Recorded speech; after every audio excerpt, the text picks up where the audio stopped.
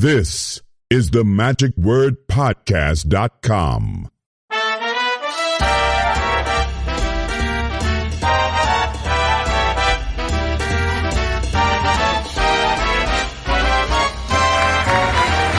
Well, we're sitting in the stage competition then right now, and we're just in between a couple of things, and I'm here with a wise young lady who is going to be one of the presenters later, Erika Larsen. Hey, Erika.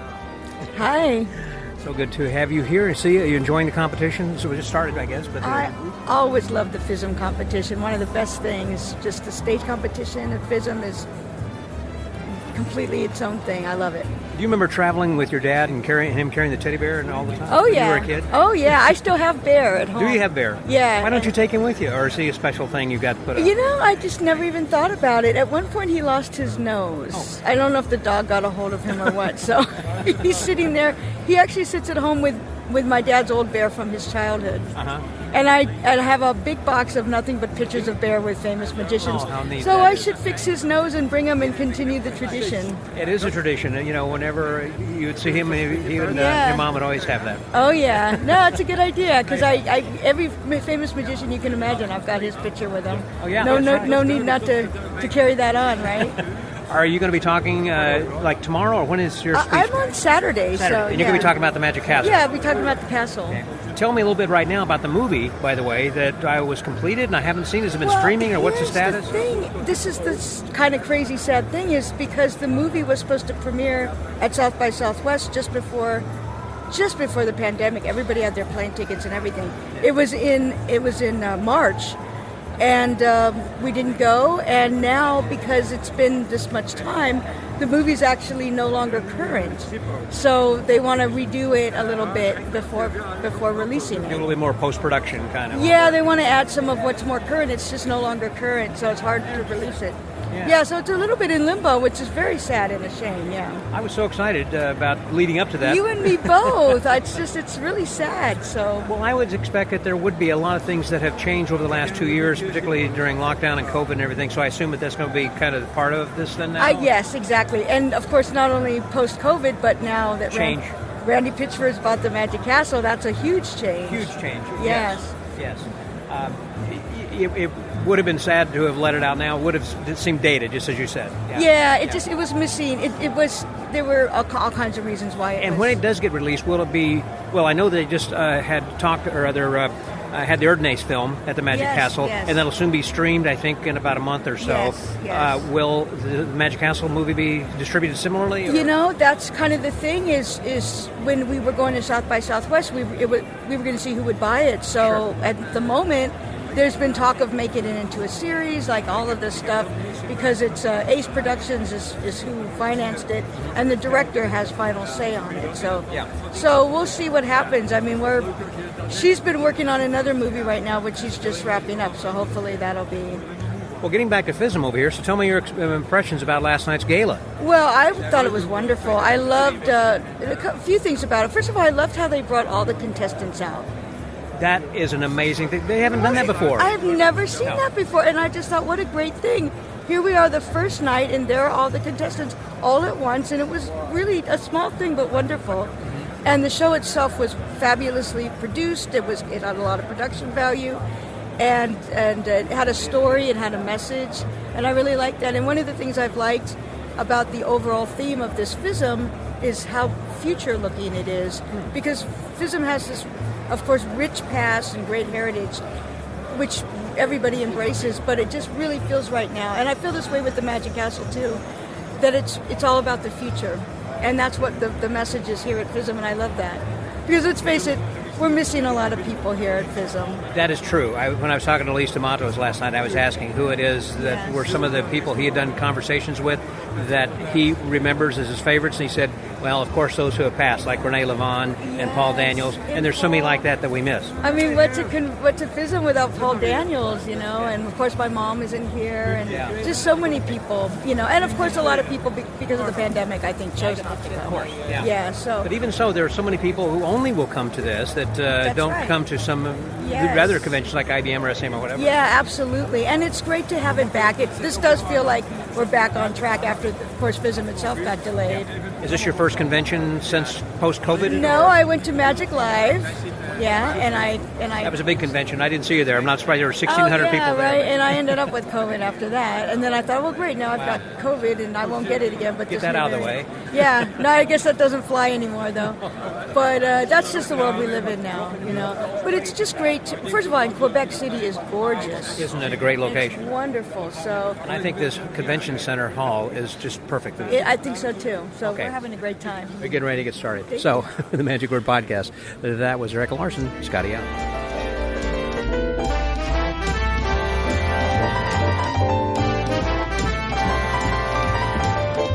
Well, we just finished with Jim Steinmeier. Actually, they had a lot of things going on at this convention all day and night, and you've got to make some choices as to what we're going to be doing.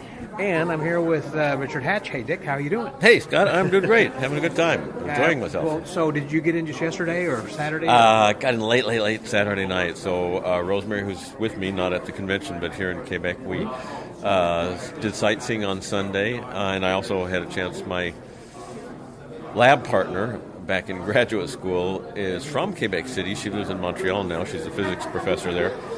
She came up to meet me. Her parents still live here, so she could see her parents and see Rosemary and me. And so we went out to dinner with her, and we were able to see her again the next day. Now she then got on a bus and went back to Quebec City. Her name is Hélène Nadeau, and shout out to her, great person. And so that was Monday until the evening. I did come by and check out the dealer room real quickly early on Monday. Yeah.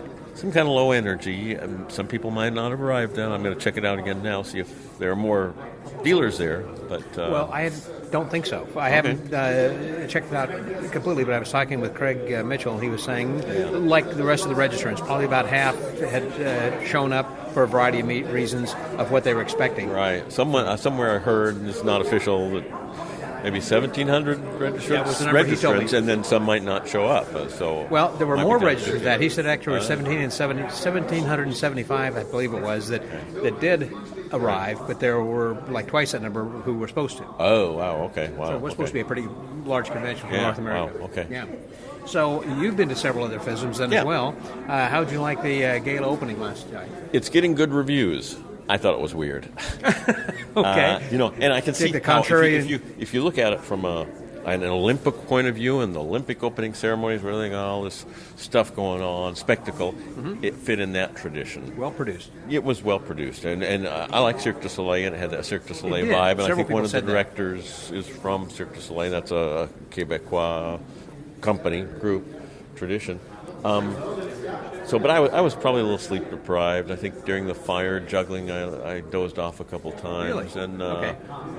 then there was the indigenous thing with the rings, and that was kind of cool. But again, I was fading in and out.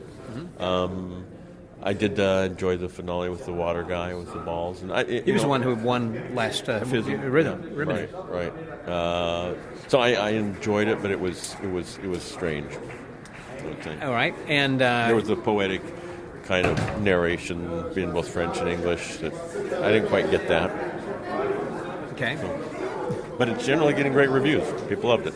Yeah, well, always good to hear just a contrary point of view then as well.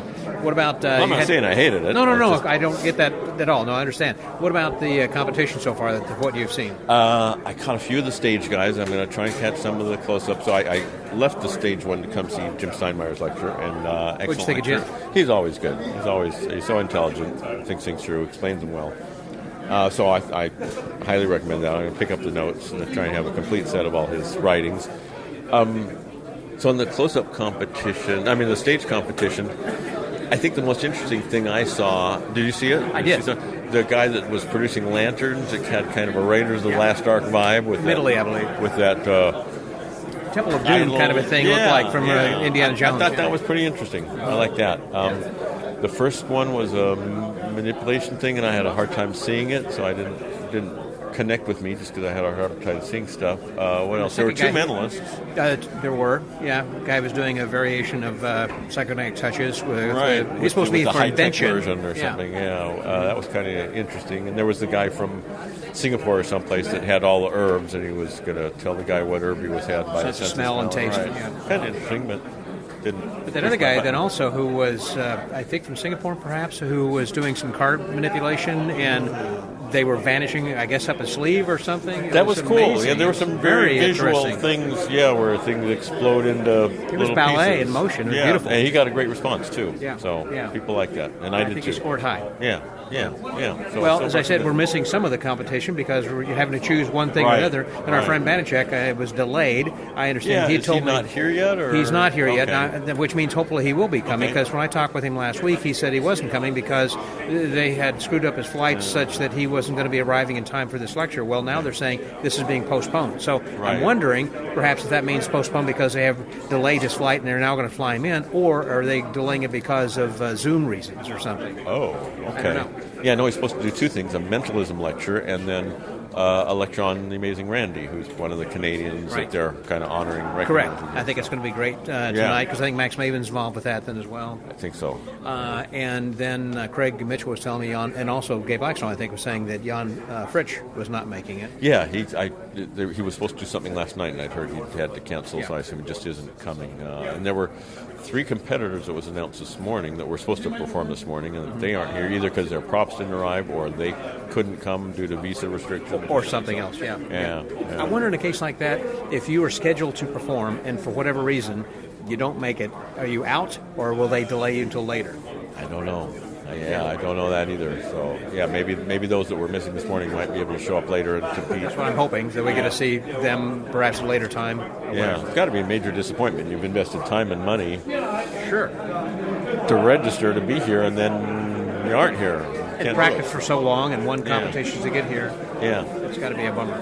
yeah. So anything else that you're really looking forward to while you're here? I mean, you've been to several FISMs in the past, and so this is a little bit different and unique in North America, but it's kind of it's a French city. I feel like we are Right. in a foreign I'm country. loving the city. The vibe. You know, it's a very European vibe in Yeah. the city, and one of the few in North America that has that feeling. There are a couple of cities in North America that are unique. San Antonio is one I think of. There's no place like San Francisco. Yeah. Another one. And Quebec City, I think, has its own uniqueness and very European feel. So I'm glad it's here. I think I'll be able to give you a better answer after the banquet. I'm going to the Thursday night banquet. I'm on with you as well. Dresden had a great banquet, and it's kind of at the end, so it kind of, wow, that was a great convention because it finished great. If it finishes great, then the whole thing is great. If it finishes on a downer, then the whole thing, no matter how great the stuff before it was, you kind of go away with a sour taste in your mouth. Well, from your standpoint, that probably will build because you didn't feel like it started out as great as what some other people generally might be thinking. Like when I was talking, again, to Craig Mitchell, who was saying, this is a high bar that they're setting right now. This is really going to have to go up from here. That's going to be difficult. Right. Well, he pointed out a bunch of stuff on the Genie Forum where he's posting stuff daily, and I'd agree with most of the comments he's had, except for maybe his feeling on the on that opening ceremony, which again I'm in the minority of thinking it was just kind of weird. Yeah. And I give him huge props for making an attempt and doing things, and that may be because I think a lot of the committee and organizers are not from the magic community; they're coming from outside, so that's neat to have a different perspective on it. I was going to say, but I did think, and Craig pointed this out, hey, we've got all day. Why didn't they put some of these late night lectures down in the middle of the day? So I bailed out after Will Houston on I saw you sitting over there. I thought he was excellent. He was excellent. I really enjoyed that. But I would like to have seen the Arturo Brachetti interview It started by Luis midnight. D'Amato, but I was gone. I was too late by then. There was a couple other things that I think Lee Asher talked on the history of playing cards. I'll bet that was excellent. Mm-hmm. I didn't go to that, and there was one other one too in there somewhere that I didn't. So I like to be able to do everything, and it's just organized. It's a little bit different. You have to pick and choose, for this as well. When I was talking with Will Housen a little bit earlier, I always pronounce it Housen. Is it? That's how I say it too. Okay. We're from Houston, but he's Housen. Yeah. That's how Max had introduced him as Houston. But whenever that I was saying, so I'm going to tell you a lot more about Hoffman. And I said, do you think he's more interesting than Erdnase? He said, don't tell Dick Hatch this. But he said, yes, I think he is. I'd agree with that. Well, less mystery there. Yeah. Less mystery there. Yeah. How's that coming, by the way? And then I'll let you go. Erdnase? Yeah. I don't have any breaking news, unfortunately. Nothing. I think everybody's waiting for Todd Carr's book, which has been imminent for a while. I don't know what its current status is, but when that comes out, then we'll have to reevaluate. And I understand the Bruckner film is out, the documentary. That is. It's going to stream live. The streaming debut is August 6th. And so I haven't seen it, but I'm going to stream it live Yeah. on August 6th and look forward to it. But it had a live debut somewhere in... It did, the Magic Castle. Yes, Magic Castle. So, anyhow, great. Thank you for taking a few moments and to visit. It's always good to see you. You too. And, so, good to see you, Scott. We'll catch up later on. All right, so the Magic Word Podcast. That was a catch. Scotty out.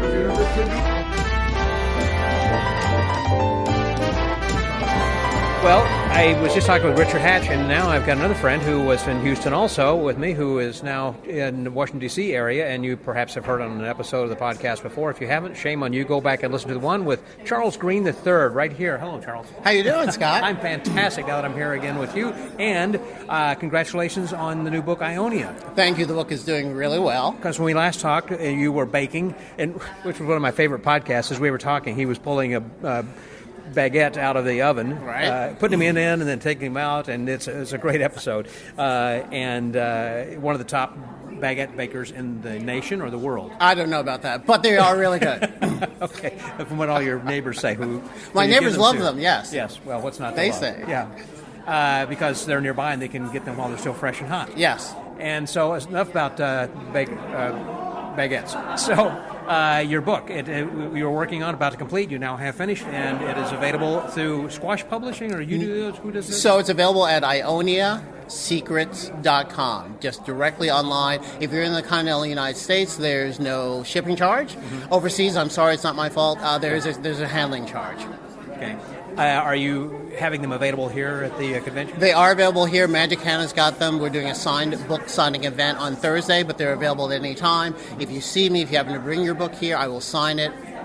They are available. Okay. So these are being released each day, and for people who are at the convention at FISM and you're listening to this, go down and get a book and find Charles, and he will sign it for you. That sounds pretty great. So is it one of those things where you're still learning things after the book has been published and say, oh, this should probably have gone in there then too? Always learning something new. I learned things like when we were done with the final cut of the book, something came in, I had to change the index, and we had to put in a couple extra pages just for that new material. Mm-hmm. I just came back from a trip to France where I spent a month over there looking at Ionia's home, talking to some of her living relatives.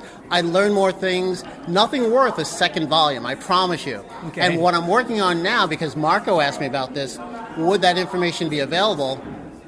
I'm working on putting that information in some form for everyone who buys the book, so you have the latest information as well. It's not much. It's not worth a second book. There won't be any new pictures, but just some clarification on dates and some other things that I've learned recently. Okay. Well, there again, always new things that you're learning. And is that because now, as a result of the book, there's people reading this saying, oh, you're the Ionia guy, just kind of like Chip Romero is the Henning guy, sure, that he's getting information from people saying, oh, I got this or that, I heard such and such. So people are now contacting you? No, it's not been about that. It's because of this trip that I took to France where I actually met Charles de Vere's granddaughter, who is Ionia's aunt. So she gave me some special information, went to dinner with her. Then I went to the last house where Clementine lived in Saint-Jacques-Capfra and had a wonderful conversation with the people who actually live there now. Mm-hmm. Had a tour of the house. We talked about the house and where Clementine worked and how that laid out. I also went to the house in Rosny-sous-Bois where Charles de Vere created the act for Clementine. Mm-hmm. And I also have information about the second Okita, who the thing is... That's the female. Female. So at the same time that Charles de Vere was working on an act for his daughter, he was working on another act with another woman named Jaoul de Retz. And so in the period of time between 1910 and 1914, there was another woman doing the Okita act. So really there were two Okitas. Really? The original, who was Julia Ferret, and then there was another one that Charles de Vere created, who went from 1910 in the exact same debut month of September 1910 as Ionia, which is a whole other fascinating story. Were they trying to play on the success of the original then? Well, they were. They were trying to do that. And really, Charles de Vere was an entrepreneurial impresario because he created the act for Julia Ferret, his wife. Or actually, they were never married. Okay. But for Julia Ferret, he created the act for Clementine, his daughter. He also created other acts, but he created an act for this woman named Jaoul de Retz. And she performed mostly in Europe, but then looking at the the papers where her listings were featured, what I realized that they were not French listings, but mostly in North Africa. So she performed a lot in Algeria and the Maghrebian area of Africa, as well as performing in Spain. But it's well documented, and that's some of the new details that I have. Wow. Now, I know you've been lecturing around from time to time, and we heard you speak in Austin, and you had a jet ride out. We didn't get a chance to chat much at all and hang out. But so as you're learning these new things, you're kind of continuing to update your lecture, obviously. I am, and I'm doing more lectures, and everyone is different. I mean, that's the thing. This is such a multifaceted story that every lecture, if it's only an hour, can be easily different. Sure. And one of the great things is that Clementine's brother-in-law, who financed her whole life, was a multi-millionaire who eventually goes on to be the creator and the negotiator for the merger of MGM, Metro-Goldwyn-Mayer. Wow. And that's a whole other story, and I actually might write a book about that, because I'm the only person with this information. Wow. Well, I wish you a long life. Thank you very much. Because you got a lot to do, it sounds like. I got a lot of books. I have another project. And that's a whole other world. You know, the whole movie industry, Hollywood, dealing with Goldwyn and the Selznick brothers. And, it's a fascinating. Wow. I'm looking forward to that one then, too. Well, congratulations on the book. You're enjoying FISM so far and everything? Oh, I'm loving FISM. I mean, what's a better life than being a corporate magician, having time off, having just spent a month in France, talking about Ionia things, and then coming to FISM where I see all my friends and heroes and get to sit in the front row as a kid and be amazed. And you speak fluent French, because I recall when you were in boarding school you took French, right? I didn't take boarding school. I didn't take French, and that's a long story. But here's a short story. I do speak French, and I know I speak French well enough because when I was in France last month, I entered a contest for telling a joke in French, and I won €100. So I know my French is that good. It's that good. Yes. Charles, good to see you again, my friend. Great to see you, and good luck again with the book and also with the rest of the convention. Enjoy this. Thank you. Thanks very much. Have a great day. Thank you. So the Magic Word Podcast. That was Charles Green III. Scotty out.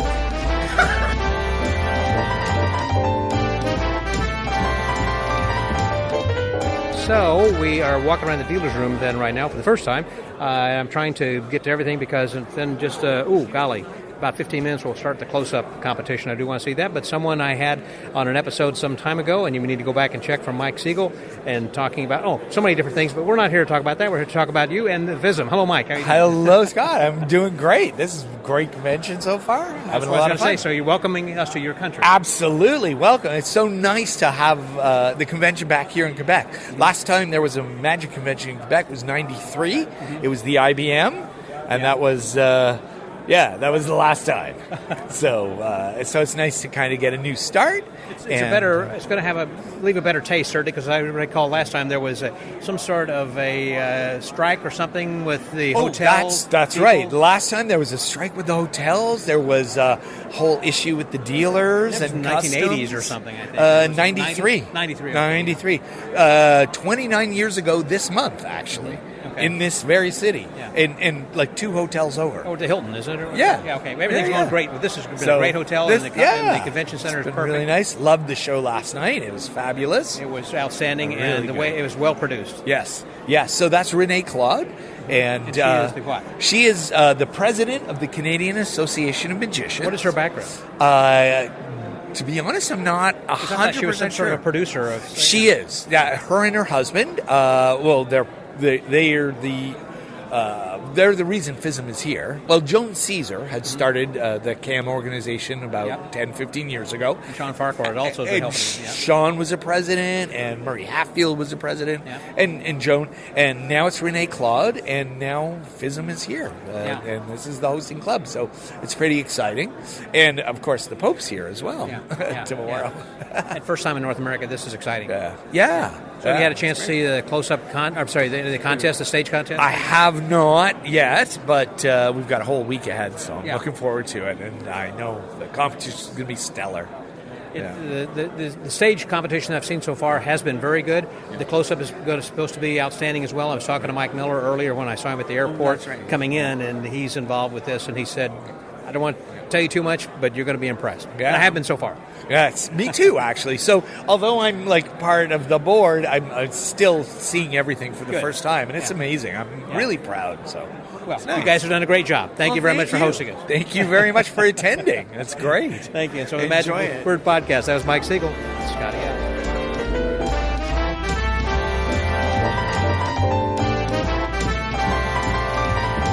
While we're in the dealer's room and walking around, another person who is a longtime friend, and I recommend you go back and listen to this episode, also we did with Yigal Masika some time ago, and he continues to impress me with better and more modern technology all the time. You've got to come over and see the Electric Touch and also the Tarantula 2. Oh my gosh, here he is, Yigal Masika. Hey, Yigal. Hey, hi Scott. Good to see you. So you're having a good time at FISM? How are things going here? Yeah, I have an amazing time. I see a lot of good friends that I haven't seen for a long time. And, checking some lectures and having a blast. Did you enjoy the opening gala last evening? I missed that one. I was tired. But I went to Arturo Bricardi interview with Luis de Matos, and that was fascinating. Now, I missed that. Now, tell me a little bit about that. And was Arturo live, or was he via Zoom, or what? Arturo was on Zoom because he's busy doing shows in Italy. Since I grew up, I watched his shows. He has amazing costume chains and interesting character. And everything he does, it's like unreal. It's almost like, I don't know how to put it, like Marvin, how you say that? Like real, like in the movies, you know? And I really enjoy the way he thinks and the way he's, it's not Marvel only movies? You mean the Marvel superheroes? Or? Exactly. Like Marvel superhero, but he's a fascinating guy. Yeah. Well, I was curious about that because I wanted to hear that, but it started at midnight, and I needed to get the first day's podcast out, and I've got to spend some time for sleep, so I got about 3 hours last night. But this is a convention that's just going on and on and on. And one of the things I noticed is the dealer's room is not full. There are a lot of empty slots over there, and I suspect they were expecting to fill those, but then due to COVID and last-minute travel problems, they weren't able to do it, which I think would play to your benefit a little bit. I guess so. I'm lucky. And I have a good spot, and see a lot of new people, new faces. And what's new? I just mentioned the Tarantula 2 and the Electric Touch. Those are the newest things you got then right now? I have something new I'm working on. It's a ring flight. All the ring flights out there, I think the market is oversaturated with many different ring flights. And the drawback of them, they built mostly inside a remote and a fake remote. The mechanism built into that. And what I did is something new. It's built into a regular car key, so you barely can see it.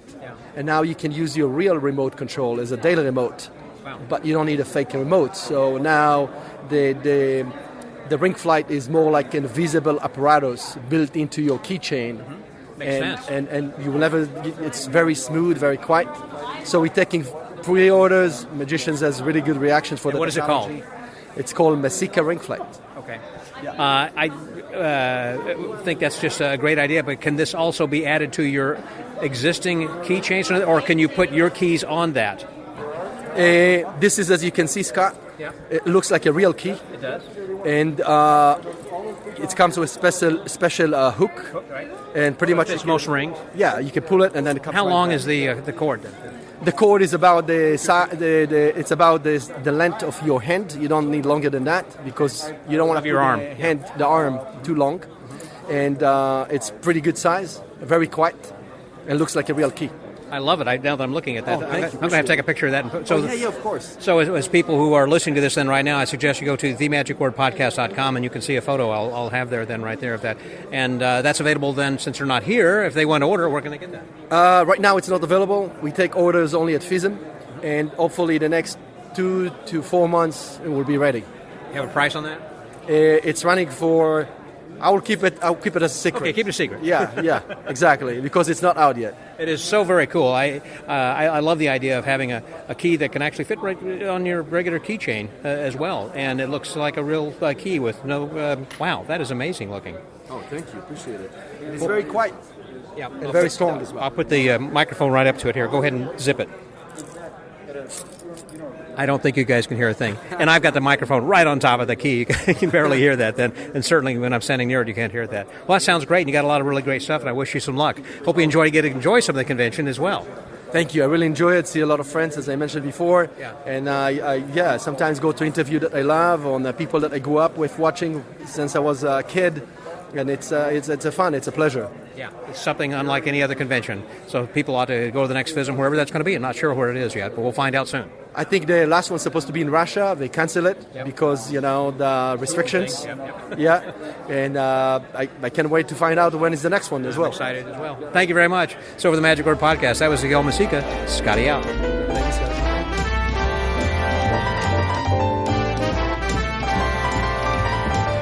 We just finished watching the close-up contest, which was pretty phenomenal, and I'm here with someone who is pretty phenomenal in his own world and in ours, and that's somebody who you should pay attention to, and that's Bob Fitch. Hey there, Bob. How are you? Oh, Scott, thank you very much. I appreciate it. I'm fine, thanks. It's really good to see you. You're looking great. I don't know what you're eating or drinking, but it must be Not bad for an old guy. You're looking fine. You're looking fine. Thank you. Are you still doing workshops and having people come and to you and all? I haven't done it for a while because we sold our house, and my wife, we're in Canada now. Oh, you are? You moved? You were in New York? We were in Jersey before.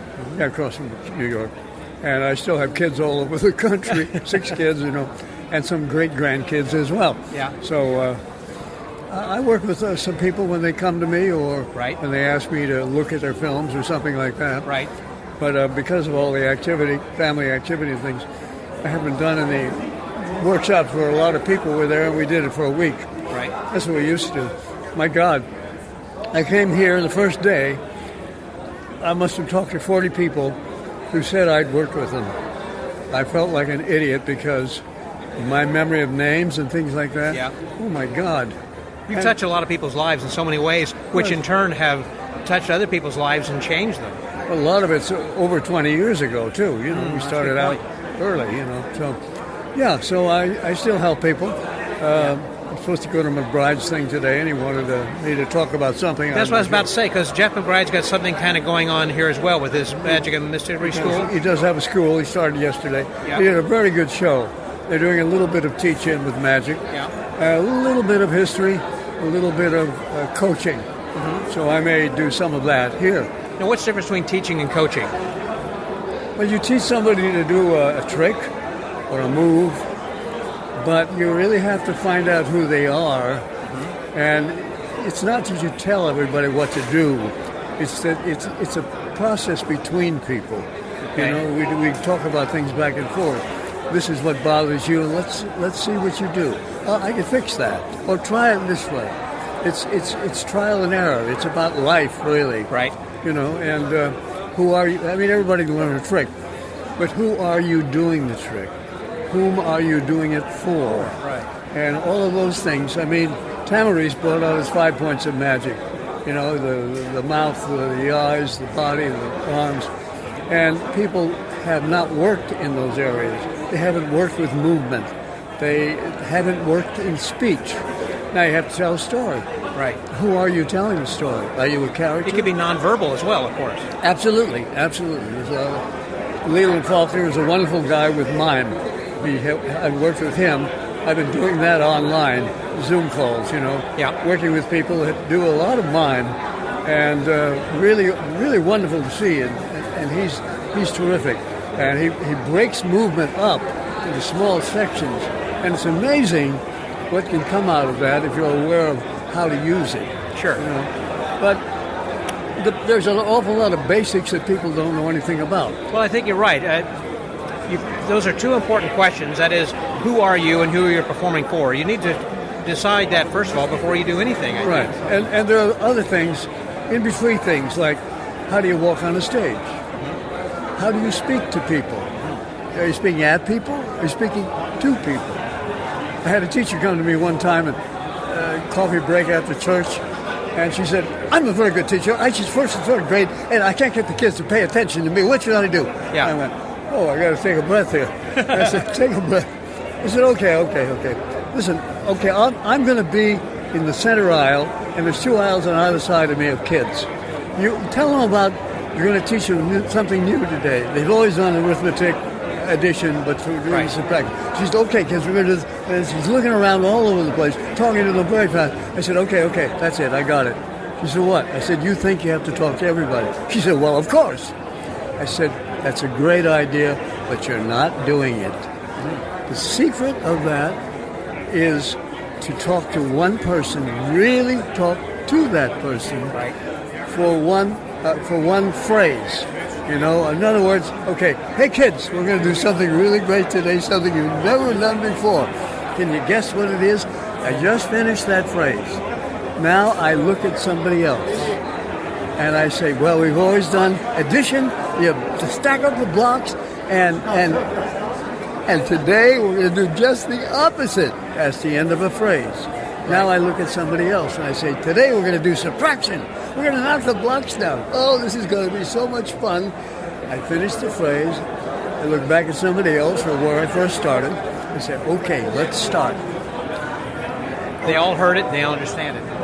Yes, and people know you're talking to someone, not at someone. You're not looking all over the place. They feel you're talking to somebody and they wish that you would talk to them. Now, you may not because there's so many people. Right. But they feel you do and they pay attention. I can be in a big auditorium with 2,000 people, a balcony, and maybe I've got 5 different phrases, let's say. So I will look at 5 different people, a couple on the balcony, and they all get it. Yeah. They stay with you, they hear what you have to say, because you're really talking to someone. That's a big thing, and that's got nothing to do with tricks. That goes not about speaking, that goes with how do you speak. Sure. You know, little things like that make the difference in the performer. It gives them a professional touch and a real touch, you know, a real person approach. Yes. Friendly, warm. I worked with a girl in last story in Vegas, Jen Kramer. Jen, and I worked with her. I had 4 days. Unfortunately, she did shows on 3 days, so she had to prep most of the day. So I really had 1 day and mornings. And she had a big screen that she projected pictures, photographs on, of her in different situations. One was in Africa with little kids jumping up around her. But she showed me a video of that same moment. And I said to her, Jen, get rid of that photograph. Put the video on there. She said, but I said, stop. You're paying me to help you. I want you to try this, please. Right. Try it at least once. She did it. And she came back afterwards and she said, oh my God, they welcomed me with like open arms when I first came on. They never did that before. And after I finished my first trick, they were so warm and it was, and I said, that never happened to you before? She said, not like that. I said, you see, you were able to present yourself in the very beginning. They saw that you really were warm with people, that you were interactive, that you enjoyed what you were doing. Right. Now, she's from Harvard, and she's very professional. So she speaks language, but that's not who she is. Yeah. So when she was like that, and she's talking up here, and she's got all these big words, and she's talking very fast, she's not looking at anybody, I mean, individually, and that's not who she is. She's a very warm person, but she's learned to do this elegant speech, intelligent speech. Yes, yes. And so she can't get down to earth with whom she is. And it turns people off. They don't want to listen anymore. It's too professional. Sure. It's too corporate. Yeah. And I couldn't get into that with her. But just finding out how to open, how to become a real person, we could have done it. She may be doing it now, I don't know. But good advice. You know, that's something, by the way, I want to recommend for listeners to go back to episode 262 we were just talking about earlier when I did talk with Bob, and he goes into more detail about that. And that is great advice as far as looking at people and finishing a phrase before you move your gaze to someone else. That changed my performing life with just that little tip. So that was really good. Well, thank you. Are you enjoying the convention, by the way, here? I am. It's overwhelming. So many people, so much to see. And so many friends, probably. Oh, absolutely. Yeah. I mean, like I talked to 40 people yesterday. So many people that I met so many years ago. Yeah. Or they say, well, you worked with me. Yeah, or we were in your workshop. Or we heard this lecture, and I'm going, I can't keep up with this. Yeah. Time moves, doesn't it? It does. Well, Bob, thank you very much. I appreciate your You're time. welcome, Scott. And Thank thanks you. for all that you have been doing for over the years and the decades for bless making you. our Magic Society stronger and better. I hope some of this helps when People they who listen to it. Yes, indeed. Okay. So for the Magic Word Podcast, that was Bob Fitch. Scotty out.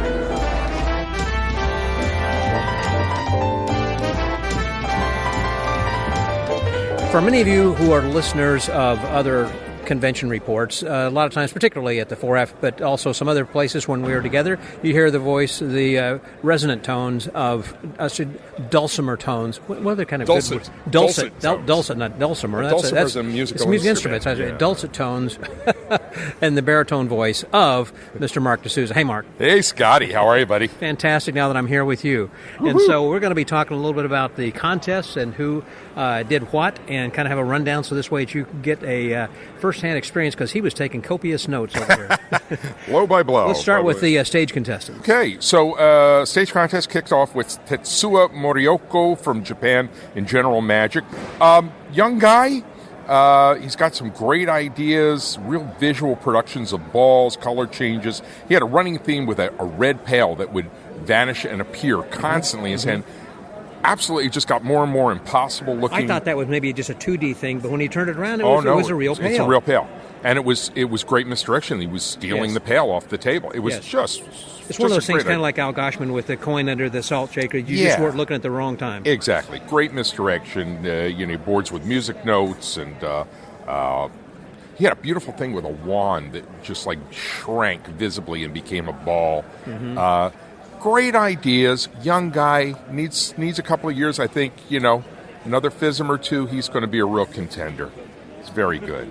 So the next real change of pace, he was in the mentalism category, a young man from China, I believe, actually Singapore, named Jin Meng. And he came out talking about Chinese medicine, that his grandmother practiced Chinese medicine, and he adapted that to mentalism. Very clever idea. He had a PK touches routine based on acupuncture. He had a terrific thing where he had a chest of 50 different herbs, and they checked, and they were all labeled differently, different herbs. And by apparently sense of smell from across the stage, he could identify which herb was taken. And he finished with the revelation of some medical ailments that the volunteer had. Yes. Back pain. Very, very good presentation, very different idea. I really liked it. And he was followed by Mr. Y, who is from Hong Kong. He's already put out some of the stuff that he did in his act, the Roses productions. That was a beautiful act. Yeah, very pretty act. Classic manipulative style, very slow with style. With cards and the changed and the way they cut. I thought they were going up a sleeve or something. Yeah. I thought it was going to be in reverse because he started off with things on the floor that all just went zoop. Into his hand and became a rose. It Yes. was petals flying into his hand that became a white beautiful. rose. And it was constant back and forth with the roses to the cards, back and forth. Yes. Single cards, then fans of cards, and then color changes from white to red roses. Then confetti, I think. Yeah, just absolutely beautiful. There were, some issues I had with some of the steals just technique-wise. I thought could have been a little cleaner, but it's a very complex act. There's a lot of stuff to steal and get rid of. But, I think, again, with work, he could come back and be a contender. They had an intermission then, and we came back with Shazam from Italy. We had seen Shazam in competition at IBM SAM combined a few years ago. In St. Louis, or where was that? I don't remember if it was St. Louis or Louisville. But same act, but much better and much more refined. The background his set pieces looked almost like Indiana Jones. In the Temple of Doom. Exactly. What I thought. Very cool. And the act was productions of these lighted lamps and fans and a sword, and he had this big spinning top that he balanced on the sword and crept up the sword. Cool. That was really cool. It was a pretty good act. I thought pretty good. And he was in General Magic, so that's... I think Gabe Blackstone was impressed in looking at that for, she's here looking for something absolutely. for Masters of Illusion. Absolutely. I think he'd be a great act for Masters. Yeah. Mm-hmm. Yeah, great. He was followed by Netta Bresla from Israel. Big surprise, mentalism. Yeah, he was sponsored by Lior Manor. Exactly. So he had an interesting... he was up for an invention. Exactly. But he was in the mental magic category, and he did an interesting idea where you talked about the development of this thing he called I Think, which was basically instead of phonograph or video, it's being able to It was EYE. EYE, think, yeah. And it's being able to read people's minds, read their telepathy. And they were hooked up to a machine. Exactly. They were hooked up to a machine. Like an EKG or something. Exactly. And basically was the first part of it was PK touches. Great idea for that. And then he did a really interesting drawing duplication, but it was between the two spectators he had, where one would send the thought to the other one of an object that they drew on the slate. Yeah. And, nice routine. Yeah. Very nice routine. He was followed by Siegfried and Joy from Germany. Now, I don't think a lot of people here know they were on AGT. I do remember seeing them on there. And they were hysterical. And the material they did on AGT was completely different than this act. I thought they were going to do their AGT act, but it was completely different. Well, I think they may be saving this act for the next round because they did make it through on AGT. At first they didn't. As I recall, that Simon didn't think so much of them, and then he changed his mind. Yeah, well, Simon didn't get it, but the other three loved it. Yes. So with 3 votes, you go through. Yeah. So they were just great here. They had some great lines, and I'm not going to give them away, but I mean, they ended up with this card to mouth, but when he came out of his mouth, the other one reached for with lazy tongues and pulled it out, and it came out just like dripping with mucus, which in these COVID times is just a parody of all that. It is. And they open, and it is the signed card, and then they vanish in again. And it appears in a rubber dove that was in the audience before that they threw out there early in the show. Very, very funny act. Very funny act. They were followed by Tomonori Kurokawa from Japan. Again, in General Magic, and we had seen this act at IBM SAM. It was a dice act. That was the theme of the act. And he had really nice props, good look, good music.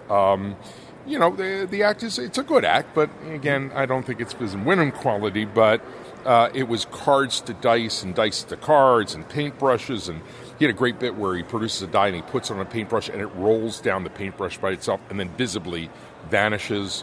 There were spots that appeared on the dice, color changes. It was a solid act. Yeah. It was a good solid act. And the last one of the morning session was Facundo Daeli from Argentina, who did Manipulation.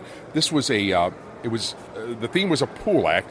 He had a table, what looked like a small pool table on an angle, and he began with productions of red pool balls, and he emphasized constantly these were real pool balls. He clicked them together, and it was just classic style manipulation, perfectly done, and he had some real great throw-ups of stuff that was not, new age stuff. It was old, reliable methods that just were handled absolutely perfectly. And he ended up with producing a full rack of balls and a pool cue. And, it was a very nice act. Really nice act. So that was the morning. Which one do you think got the best response? Well, I think Siegfried and Joy got the best response. Yeah. Certainly. I think, just zany comedy tends to trump everything. It did. In the afternoon was the close-up contest. And that was pretty, in a different room. And, of course, the close-up, if you'll go and take a look again at the magicwordpodcast.com photos that I've got there, was a picture of the setup in the room. You have grandstand seating, but in front of the stage, you have the judges that are seated higher than the competitors, performer. So this way they're looking kind of down on their table. Right, and there's nobody in the audience who can actually watch the table. You have to watch the act on the screen, right? Because the judges are blocking you. But they're huge screens, high resolution. They're beautiful, great. Beautiful, and you felt like you were right there. Yeah. It was really, really well done. All the tech. Well, Mike Miller's running backstage. There you go. There you go. No, it's great. So I will say there were a couple of scratches here and in the morning because of either visas or COVID. We don't know. They said it's either COVID or visa problem. They don't tell you which. Right. So the opening act on the afternoon session for the close-up was Si-on from Republic of Korea. Korea is producing not only great stage acts, but great close-up acts. Mm-hmm. And this young man, he's very young, was the perfect opening act. This guy was super high energy, like Mario the Maker. Exactly. Yeah. Well, even higher energy than that, I think. Well, yeah, I think Mario looks like he's sleeping. No, he was super high energy with a great backbeat, music track. It was a silent act that was all with an iPad and sponge balls. But to say it was sponge balls, it's not like anything you've ever seen. Right. It was just amazing. Productions, transpositions, color changes, but the thing I was most excited about was just the energy. He was followed by Javi Rufo from Spain. Remember that name. I predict he will be one of the winners of something here because he was competing not only in parlor magic but also in invention. And the basis of the routine is, he says, he was inspired by René Lavon. Beautiful poetic act. He has a simple table and a top hat on stage. He produces a white ball and a red ball. About a ping pong ball size. Well, no, they were a little larger. They were larger. They looked about an inch and 3/4. They were not pool balls, and he didn't try to pool, but they're about an inch and 3/4 appeared. And it was a white and a red ball, and he talked about how they're inseparable, and he would put the white ball in the hat. Don't forget, they put his hand behind like René. Oh, yeah. Everything was one-handed. Right. Everything was done with one hand. And bare-armed. Yep. Black shirt, sleeves rolled up, nothing. And he never went near his body. Never went near his body. And he would toss one of the balls into the hat. I mean, bounce them? Oh, he did. He proved they were real balls. And the ball would just appear again.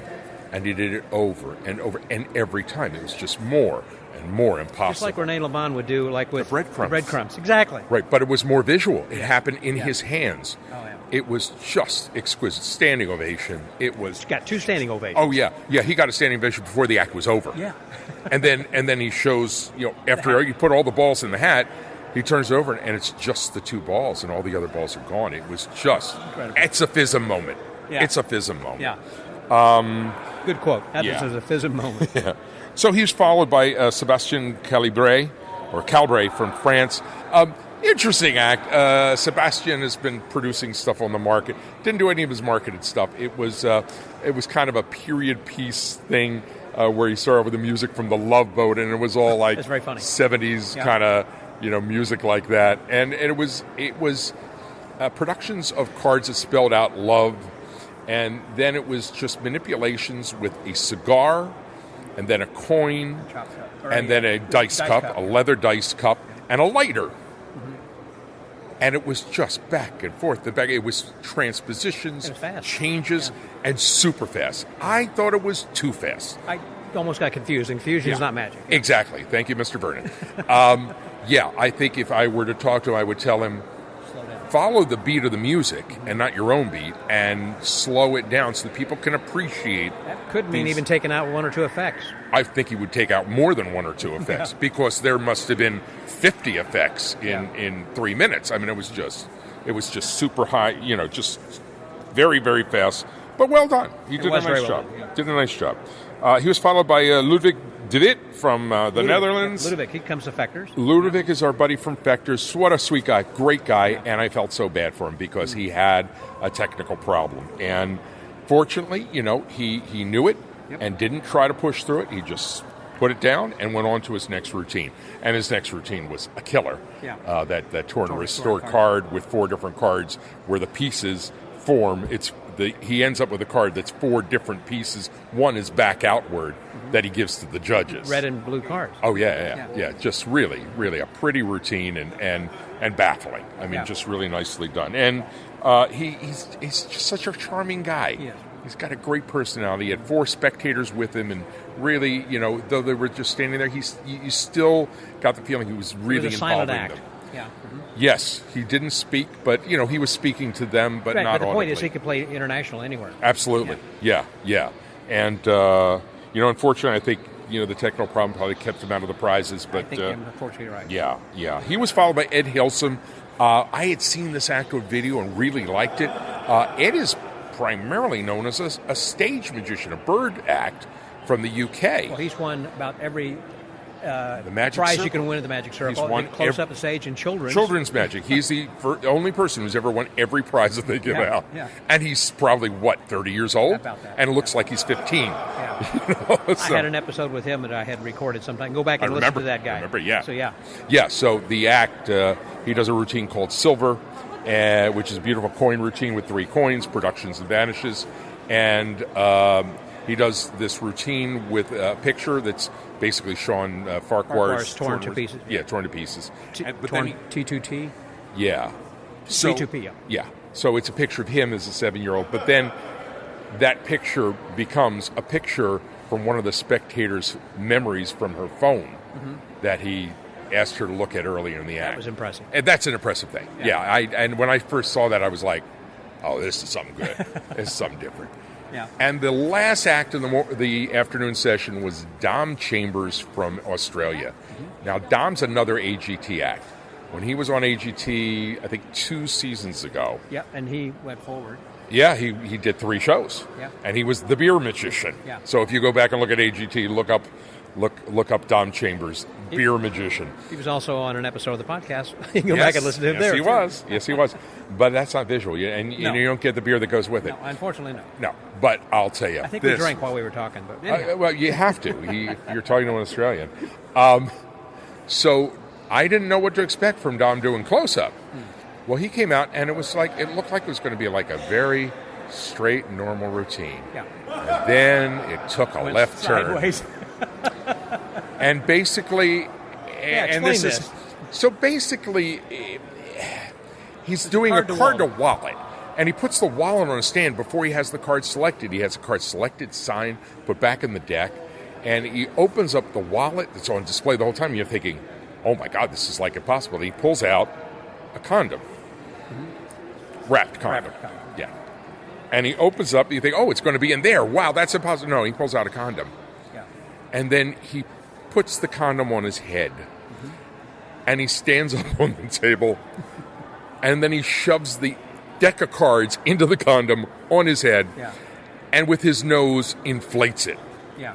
And starts shaking the cards up. Shuffling them around. And they're just bouncing around the balloon, and eventually the condom pops, the cards go all over the place, and the card comes out of his mouth, folded signed card. But the audience is already in hysterics. And again, great way to end the day of competition. He was just so good, so funny. So different, and that was a great way to finish this afternoon. Yeah. So that's it for first day of competition. It was great. It's going to be hard to follow. We have 2 more days of stage. Is that right? No, I think it's 3 more days. 3 more days. You've got today is Tuesday.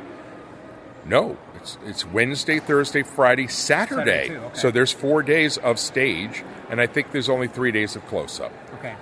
So everybody stick around, and we'll be talking with Marc about some more updates on what's been happening. Great. Very, very thorough. Good color. Well, it's all colors. All the colors of the rainbow. Here Exactly. we are. So for the Magic Word Podcast, that was Marc DeSouza. All you really want to know is right here on the Magic Word Podcast with this guy.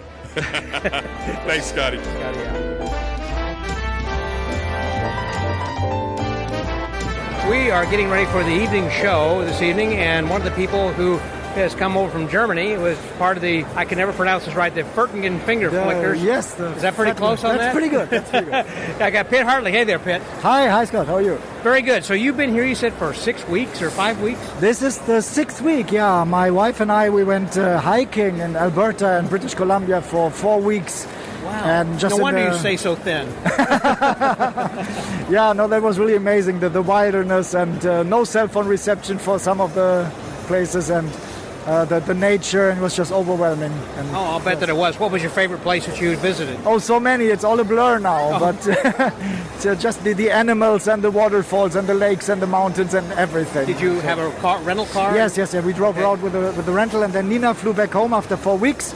And I did some lectures and workshops in Montreal and Ottawa and Toronto, and now it's the convention. Then I'm also glad to be back home. And then you're going home Sunday? On Monday. On Monday. So one more day here to see Quebec a bit and so on, and then...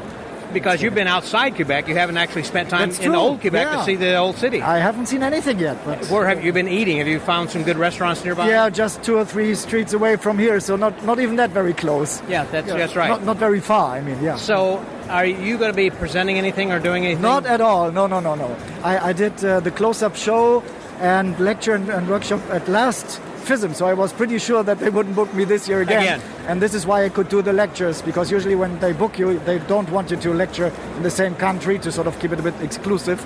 And so I'm really just enjoying myself and having vacation is just going on. No pressure. No pressure at all. Yeah. What's your next project? What are you working? You got a new book or anything? Well, when I come back home, I'll settle and do some shows and then see what happens. But there's see what happens from there. Always collecting material, but the critical mass for the next new book is not yet reached, I think. How many guys come over with you from or are here from Germany? I know that there's quite a large German delegation, so to speak. It's a pretty big group. Yeah. Don't know how many we are exactly, but probably around 30 people or so. Any of them from their group, the Fertigans? Yes, Jörg Alexander is here. Oh, Jörg is here? Okay. Yes, Jörg is here. Hey, John. Hi, Mr. Lovick is there. Got John Lovick here. Yeah. Hey, John. I got nothing to say. There we go. Neither do I, but we do this anyway. That's right. Well, you enjoying the convention, though? So far, yeah, it's really good. Did you like the gala opening last evening? I liked that, actually. That was phenomenal. Yes. I like the idea of having the competitors actually parade in. I think they dared to do something different, and for me, it worked. Yes, yeah. I thought it was great. Well, great talking to you. Good seeing you here, Pitt. Thank you, Scott. Over the Magic Word Podcast. That's Pitt Hartling and John Lovick. Scotty out.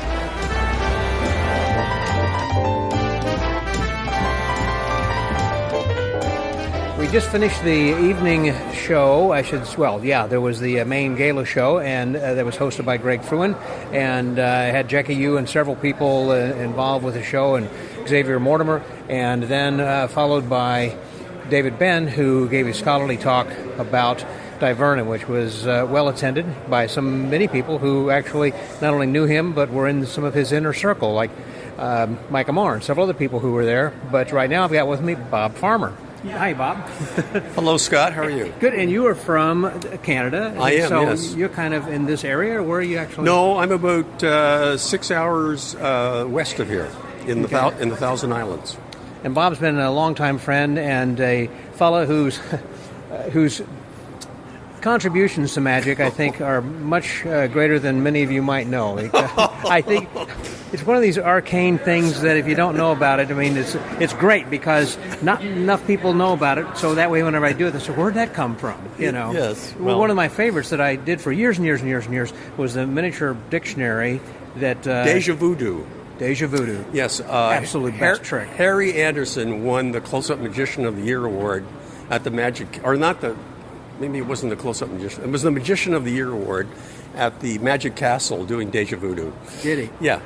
And, I can see why. And I've republished it along with Harry's ideas in a book that's called the Bamo Gaffus Maximus.